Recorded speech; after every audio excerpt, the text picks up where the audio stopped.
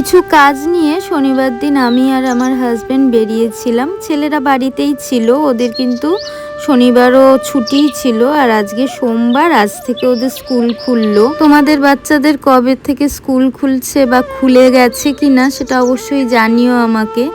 আর আমরা কিছু কাজ সেরে চলে এসেছি চোখ দেখাতে। গতকালই দুই ছেলেকে ওর বাবা দেখাতে নিয়ে এসেছিল চোখ।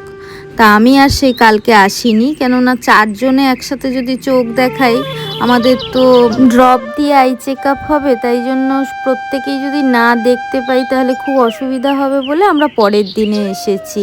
মানে আমি আর আমার হাজব্যান্ড আজকে দেখাবো, আর গতকাল দুই ছেলেকে দেখানো হয়ে গেছে। সকালে ব্রেকফাস্ট করেই বেরিয়েছিলাম, ভেতরে ঢুকে একটা কফি নিলাম দুজনে। আর ব্যাস এই তো এবারে ওপরে চলে এসেছি, অপেক্ষার পালা। এবারে এখনও কিন্তু আমাদের ড্রপ দেয়নি, আর বহুক্ষণ বসিয়ে রেখে রেখে রেখে রেখে তারপরে আমাদেরকে ড্রপ দিল এবং তারপরে চেক আপ হলো। এখন বেরিয়ে যাওয়ার কিছুক্ষণ আগের এইটা ভিডিও।